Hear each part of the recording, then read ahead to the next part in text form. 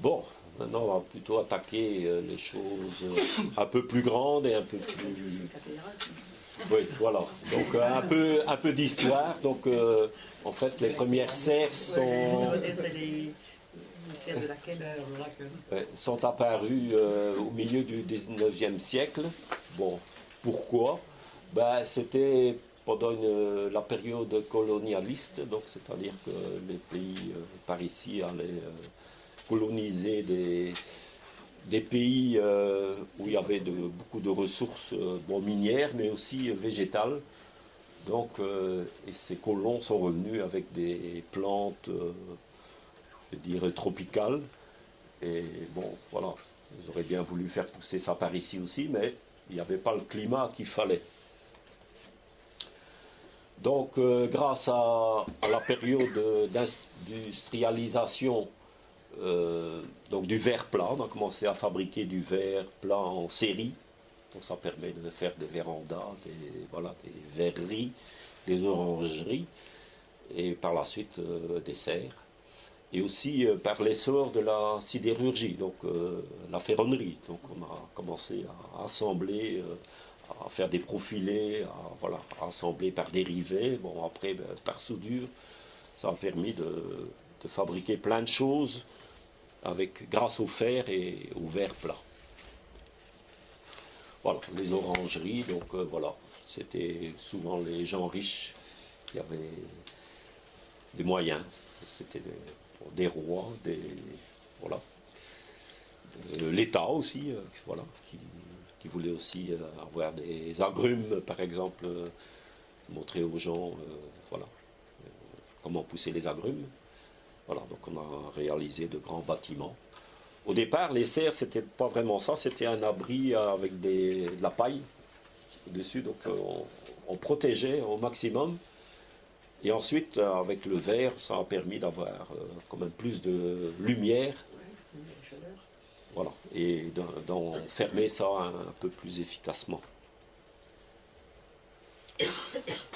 Alors, les serres, donc, qu'est-ce qu'on peut ajouter par rapport aux abris qu'on a déjà vus, tunnels, etc., couches. Donc la température sera plus constante dans une serre. Pourquoi? Parce que le volume d'air chaud emmagasiné sera plus grand. Donc le tout, donc, c'est d'emprisonner cet air et de le garder voilà, dans cette armoire. C'est comme une armoire et ça profite aux légumes. Donc c'est aussi un grand confort de travail pour le jardinier qui peut travailler debout et par tous les temps. Voilà, au sein d'une serre, ben voilà, je crois que c'est une des choses très intéressantes pour le jardinier, c'est de pouvoir semer et planter et entendre la pluie tomber sur le toit de sa serre et en pouvant travailler comme ça à l'aise et de faire fi au mauvais temps. Voilà. En pantoufles, voilà. Donc c'est des endroits où on peut quand même préparer beaucoup de plantes à l'avance avant de les repiquer à l'extérieur. Bon, la serre froide. Donc ici, je vais réinsister sur le truc de serre froide. Donc on ne chauffe pas une serre artificiellement. Donc même avec des souffleries à air chaud, voilà. C'est écologiquement, c'est pas justifiable. Donc l'objectif c'est quoi? C'est capter et piéger l'énergie solaire. Donc c'est un rayonnement infrarouge dans une sorte d'armoire que l'on va essayer d'avoir le plus étanche possible et de la garder le plus longtemps possible, surtout les nuits, parce que les nuits le gel peut je dirais encore créer des dégâts aux jeunes plantules. Voilà, ça permet de passer des nuits comme ça hors gel, des plantes qui seraient peut-être touchées par le froid. Donc les plantes pousseront donc davantage. Alors le principe c'est quoi? Voilà, le jour, donc c'est là où il y a la grosse flèche rouge. Donc le rayonnement solaire atteint la paroi vitrée, donc la grosse flèche jaune là. Donc il y a une partie qui traverse la paroi. Donc si la paroi n'est pas très lumineuse, pas très transparente, il y a une partie du rayonnement solaire qui ne passera pas à travers, qui sera perdue. Il y a une partie qui réchauffera aussi la paroi de la serre, donc le verre ou le plastique. Donc il y a une partie voilà, qui est perdue, de cette énergie qui est perdue. Il y a une grande partie qui entre quand même dans la serre, qui réchauffe l'atmosphère, donc l'air de la serre, et cette chaleur est communiquée aussi au sol. Donc sur une journée, voilà, la chaleur qui est accumulée dans l'air est communiquée aussi au sol. Voilà, je crois que j'ai tout dit. Et oui, cette chaleur est emprisonnée donc, par la paroi de la serre. Donc l'enveloppe de la serre permet de garder cette chaleur enfermée. Selon le matériau, ça laissera passer plus ou moins vite l'air vers la chaleur vers l'extérieur. Donc si on a un matériau plus épais, plus isolant, j'imagine par exemple un double vitrage, ça sera beaucoup plus efficace qu'un simple vitrage. Donc le verre n'est pas un bon isolant. Par contre, un plastique peut être plus isolant que du verre. Mais le verre réchauffera plus vite l'atmosphère d'une serre qu'un plastique. Donc, tout ça, ça dépend un peu de la qualité du matériau qu'on utilise. La serre froide, donc la grande flèche à droite. Donc la nuit, qu'est-ce qui se passe? Donc l'air est emprisonné dans la serre, donc elle rayonne. Il y a une partie qui est rejetée vers l'intérieur de la serre, il y a une partie qui traverse quand même la paroi. Voilà, un peu à la fois. Donc en fin de nuit, voilà, la température elle baisse de plus en plus. Donc ça c'est tout à fait normal. Donc il y a un autre facteur qu'on ne parle pas ici, mais c'est aussi la ventilation dans une serre. Donc si c'est trop confiné, on aura d'autres problèmes. Ça, on y reviendra.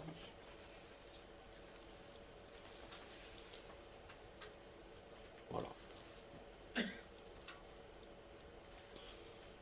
Alors, comment choisir l'emplacement d'une serre? Donc, en principe, il faut essayer de trouver l'endroit le plus ensoleillé possible de son jardin. Donc, on a un maximum de soleil, donc d'ensoleillement pendant toute la journée. C'est parfois pas évident parce que lorsqu'on a, on a quand même un voisinage, on a des arbres, on a des bâtiments. Voilà, plus ou moins, on a toujours un endroit, voilà, où on aura un peu moins de soleil. Donc il ne faut bien sûr pas la mettre à l'ombre. Donc, et alors, choisir un endroit où il n'y a pas trop de vent fort, c'est-à-dire que les vents dominants. Donc si vous mettez votre paroi latérale, donc la plus longue, exposée au vent fort, dominant de votre région, il faudra l'ancrer davantage et être certain qu'elle ne bouge pas. Mais parfois, sous la pression du vent, la paroi peut se déchirer aussi. Hein. Donc, voilà, si vous avez plus ou moins des endroits où des arbres bloquent ou ralentissent l'effet éolien, c'est une bonne chose. Mais ça ne peut pas être du côté où le soleil vient, puisqu'il faut l'ensoleillement. Donc, protéger le côté nord, nord-ouest, nord-est. Pour nous, ici, donc c'est les vents les plus froids, les vents dominants. Un peu l'ouest aussi, mais bon, là on a quand même le soleil couchant qui peut aussi encore amener une certaine chaleur dans la serre. Voilà, prévoir aussi un endroit où on peut récupérer de l'eau. Donc dans une serre tunnel par exemple, on ne sait pas mettre de gouttière, donc c'est pas possible. Donc il faut un apport d'eau externe. Donc ça peut être des tonneaux que l'on place, ou une prise d'eau, voilà, il faut prévoir. Quand c'est des serres fabriquées soi-même ou en aluminium, il y a des gouttières que l'on peut récupérer l'eau. Et voilà, on a des réserves d'eau à portée de main. Alors, l'orientation d'une serre, donc j'en avais déjà parlé. Donc ici, l'exposition plein sud, c'est-à-dire que ça veut dire que l'axe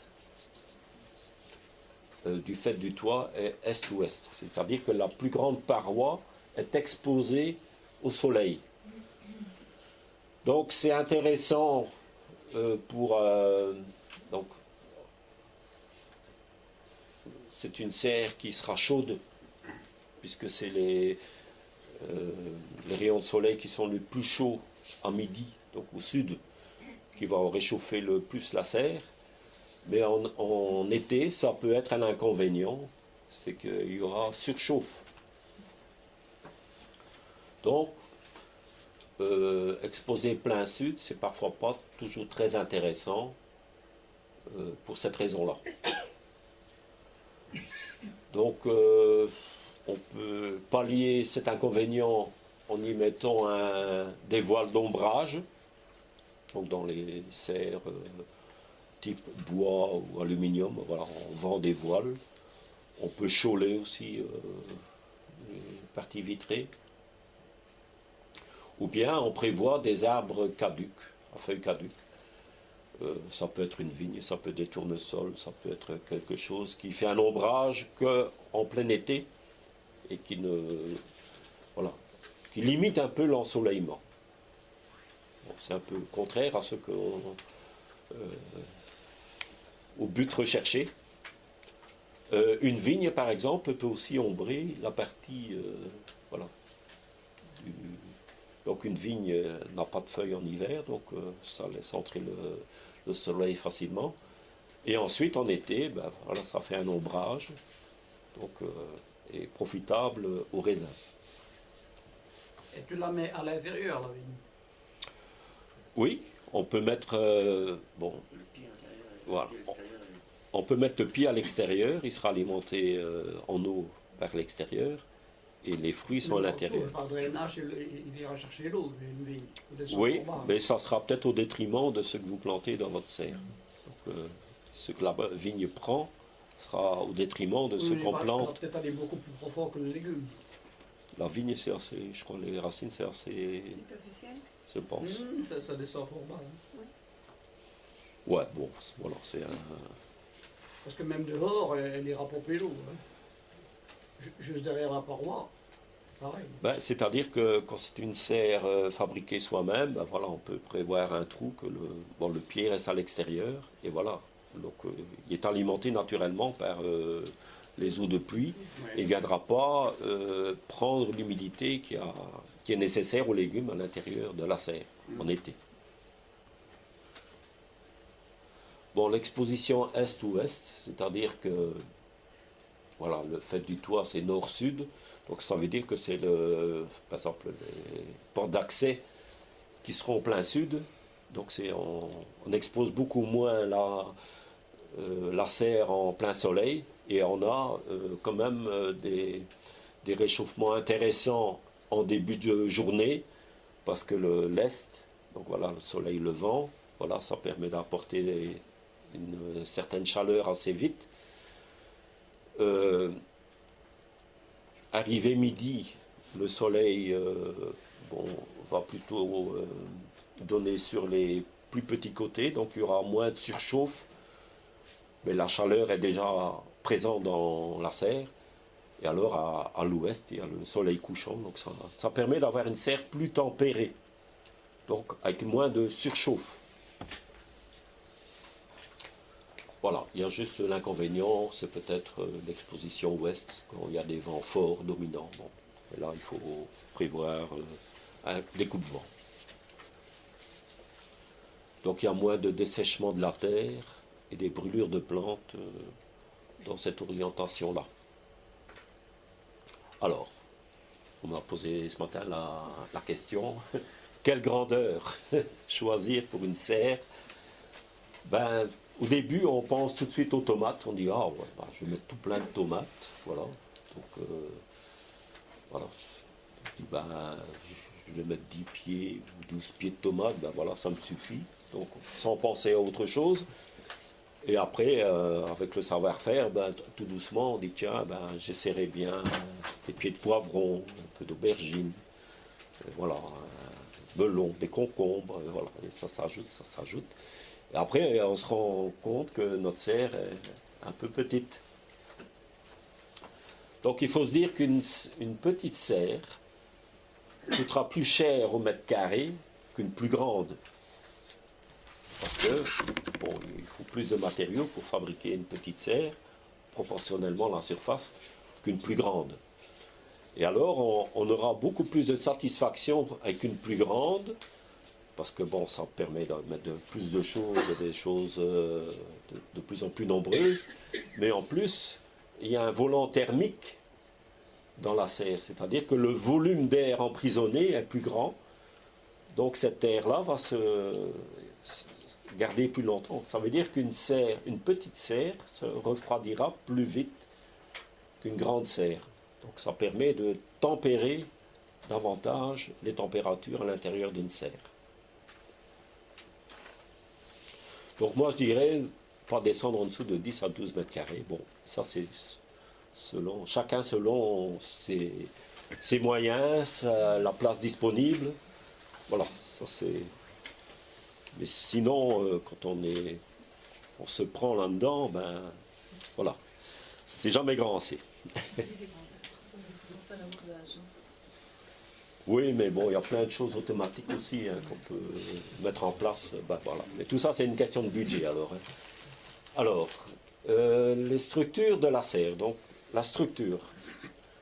Donc, le châssis, je veux dire. Donc, au début, on a beaucoup travaillé avec le fer. Donc, la ferronnerie, donc attaché par rivet, par soudure. Voilà. Le bois. On a aussi associé parfois le fer et le bois. Donc le bois, par exemple, pour faire des grosses charpentes sur lesquelles on pose des fers-T, dans lesquelles on met un verre et du mastic. Il y a l'aluminium qui est venu par la suite, qui est plus coûteux, mais bon, il y a quand même pas mal d'avantages aussi. Et alors les serres en fer, en tube, donc en fer galvanisé, c'est-à-dire que ça résiste beaucoup mieux à la rouille et c'est quand même facile à monter, à démonter et moins onéreux. Voilà, ça c'est une serre en fer, donc assemblée, donc ici avec des vitres. Donc ça permet un peu de faire un peu des serres à la dimension que l'on veut, en fonction aussi de ses talents de bricoleur. Donc si on sait un peu souder, qu'on sait un peu rifter, voilà, ça permet de faire des serres très solides. C'est vraiment des structures résistantes au vent et bon, quand même très durables, mais il y a quelques inconvénients aussi. Alors, les avantages, solides, durables, façonnables en fonction des conditions particulières. Donc, ça peut être adossé à un mur, ça peut être imbriqué dans une remise. Voilà, on peut faire un coin comme ça, un peu à dimension que l'on veut. Il faut évidemment des bons talents de bricoleur. Donc, les premières serres, c'était très en vogue. Donc le verre a un très bon rendement thermique, c'est-à-dire que la température s'élève très vite. C'est un matériau durable, donc très résistant dans le temps, et une très bonne résistance au vent. Alors, les inconvénients, bon, c'est que c'est une structure un peu plus lourde. Donc, souvent, bon, ici c'est peut-être pas tout à fait le cas, mais on faisait des serres avec des vitres assez étroites. Parce que, bon, voilà, c'était 30-40 cm. Donc, ça veut dire qu'il y avait plus de montants. Donc, on perdait un peu de lumière à cause des nombreux montants euh, qui confectionnaient l'infrastructure. Donc l'entretien, donc c'est-à-dire que le fer, bon, c'est quand même un matériau qui rouille facilement, donc il faut euh, peindre ça régulièrement, anti-rouille, etc. Il y a le masticage des vitres qui peut vieillir et voilà qu'il faut parfois renouveler. Si on a laissé un peu aller, que la rouille s'est installée, la structure, donc les montants gonflent, voilà, ça se dilate et ça peut provoquer des bris de vitres aussi. Donc des fentes, voilà, qu'on peut colmater avec des bandes, mais bon là encore une fois, des bandes collantes, mais bon on perd un peu de lumière donc. Et à la longue, bon, ce genre de serre là, voilà, l'esthétique peut parfois laisser un peu à désirer quand voilà, c'est parti trop loin, voilà, que la rouille s'est installée, voilà, ça c'est question de, ça c'est de l'esthétique. Hein. Donc les structures en bois, donc là c'est un peu plus à la portée de tous les bricoleurs, donc ça c'est plus ou moins un bon marché. Bon, la qualité du bois, évidemment, jouera aussi dans la durabilité de la serre. Donc, il faut essayer de prendre des bois imputrescibles, bon, pas forcément exotiques, mais bon, des bois qui résistent à l'excès d'humidité, parce que dans une serre, il y a quand même beaucoup de condensation, donc si un bois absorbe beaucoup d'eau, ben voilà, il va gonfler, voilà, sécher, voilà. À la longue, il y a des traces de pourriture. Donc la stabilité, évidemment, va s'en ressentir.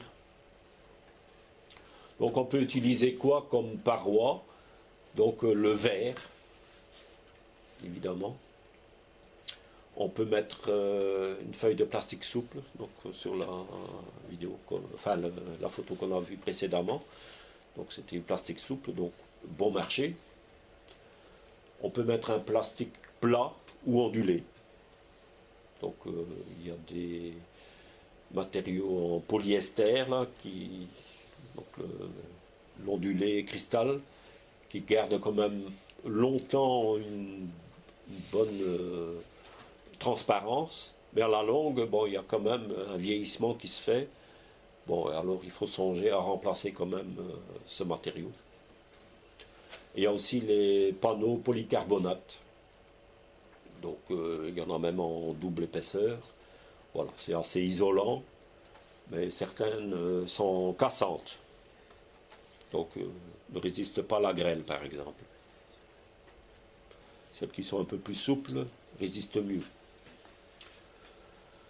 Donc accessible à de nombreux bricoleurs, voilà, on fait un peu la serre, la dimension que l'on veut, voilà. Donc ça peut s'adapter en fonction d'un endroit bien précis, donc c'est pas forcément rectangulaire, ça peut être adossé à un mur, voilà. Donc le bois est un matériau isolant, donc c'est bon pour maintenir la chaleur, donc ça ne communique pas trop la chaleur vers l'extérieur. Donc c'est quand même une structure un peu plus légère, donc c'est un peu plus vulnérable au vent violent. Bon, le tout c'est de bien trianguler, comme on peut voir ici sur la photo. C'est que voilà, en faisant des triangles, ça évite la déformation des montants qui sont verticaux, qui sont assemblés perpendiculairement, mais à la longue, avec le vent, ça peut se déformer. Donc les vents qui soufflent constamment dans le même sens, ben voilà, ça peut faire affaiblir l'assemblage et voilà, votre serre va venir un peu de travers.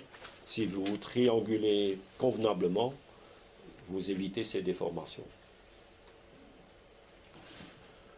Donc, comme j'avais dit, on peut aussi combiner le bois et le métal. Donc, des poutres plus grandes et poser des fers.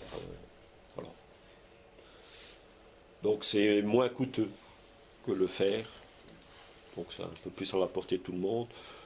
C'est un peu moins éphémère. C'est plus éphémère, donc c'est un peu moins durable dans le temps.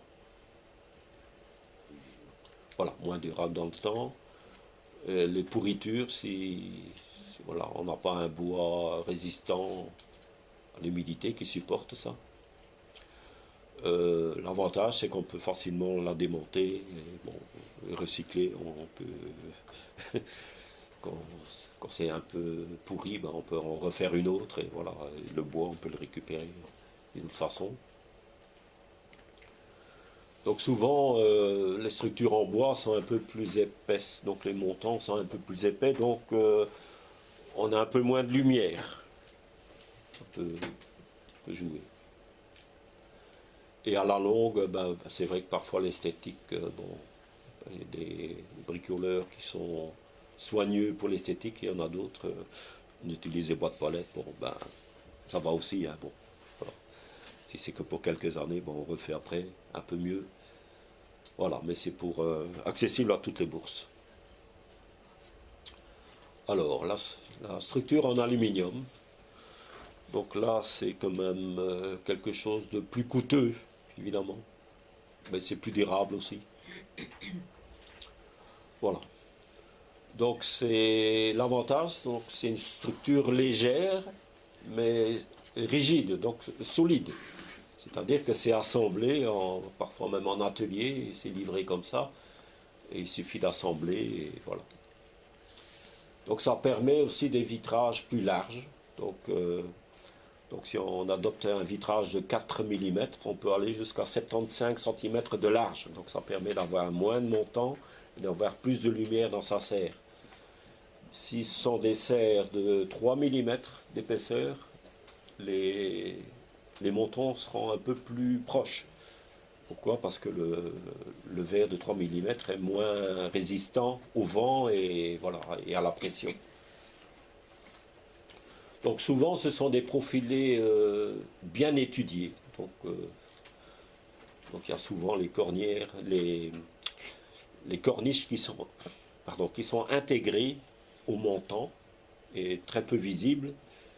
Et voilà, c'est vraiment des serres qui sont conçues efficacement, sans prendre beaucoup de lumière. Donc on peut aussi monter soi-même une serre, parce qu'on peut recevoir un plan de montage. Bon, le point délicat, c'est lorsqu'on a installé ça, il faut savoir y mettre les vitres. Et si c'est pas bien horizontal et que ça s'est déformé pendant l'installation, parfois vous ne savez plus mettre les vitres dedans, parce que c'est quand même assez juste. Donc pas d'entretien, ni du montant, donc pas de peinture, ni du verre, sauf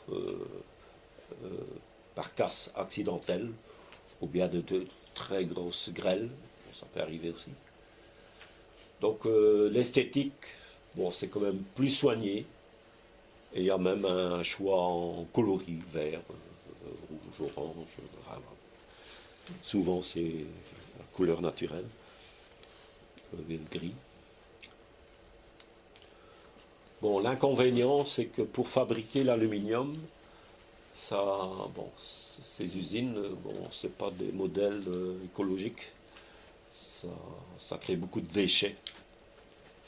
Donc, pour extraire l'aluminium de la bauxite, voilà, ça pollue pas mal.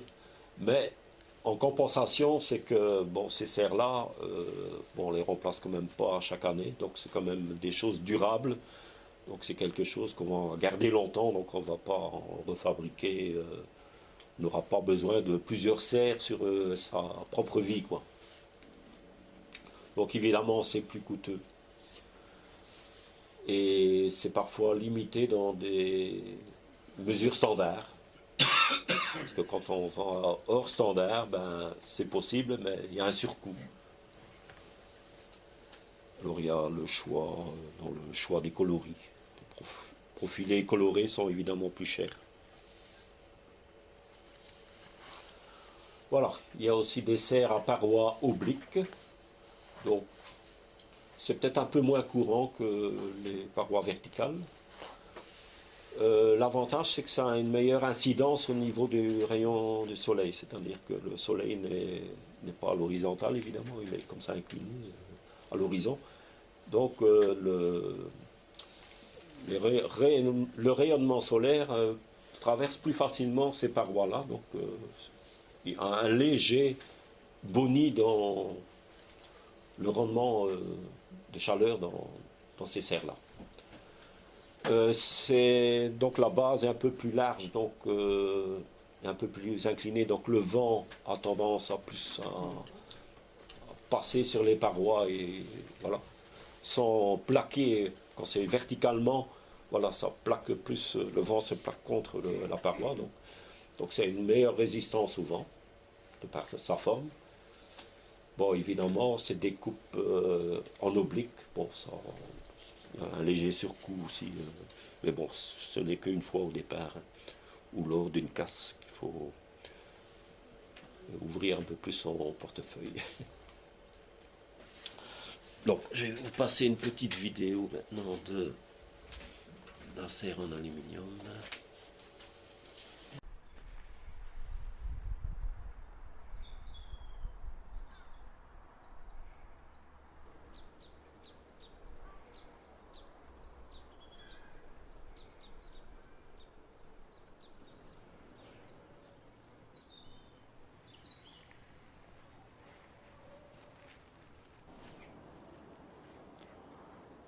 Voilà, on se retrouve ici dans une serre en aluminium, donc avec des profils en aluminium. Donc l'avantage, c'est que ça permet d'avoir des vitres assez larges. Donc ici c'est 75 cm. Et tout ça avec des profils très fins. Donc l'aluminium est léger et malgré tout solide, donc rigide. On peut donc ici la couverture est bien sûr en verre. Alors au fil du temps, il faut aussi de temps en temps un peu nettoyer, donc laver les vitres. On voit là qu'il y a déjà un dépôt d'algues sur les vitres. Donc c'est vraiment à l'extérieur. Donc, et aussi à l'intérieur, parce qu'il y a toujours une condensation dans une serre. On peut le voir ici sur les vitres latérales. Voilà, une condensation. Donc, et malgré tout, donc c'est pour ça qu'il faut aussi aérer convenablement une serre. Et les condensations, disons, s'écoulent vers le bas des vitres. Et pour les vitres de la toiture, on a ici... donc ce sont des profilés toujours bien étudiés. Voilà, ici sous la vitre ici, voilà la vitre là. Puis là vous avez une petite gouttière ici derrière le profil. Voilà. Et alors cette gouttière se remplit d'eau, de condensation. Et à l'extérieur, il y a un trou d'évacuation. On va aller voir ça. Voilà, ici, on peut voir cet endroit-là, un trou d'évacuation. Donc la gouttière intérieure communique avec la gouttière extérieure. Donc cette eau-là est récupérée aussi. Donc il n'y a pas toute cette condensation qui s'écoule dans la serre. Voilà, donc ici, avant d'installer les légumes d'hiver, on va nettoyer les vitres pour avoir un maximum de lumière pour les légumes.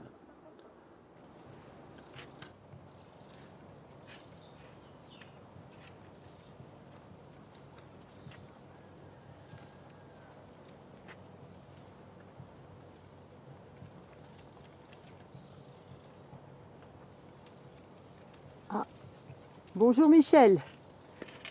On voit qu'il fait bon. Ah Tu oui, nettoies les ta... singes, ils montent, ils prennent de la hauteur. Oui, oui. Tu en profites pour nettoyer la serre.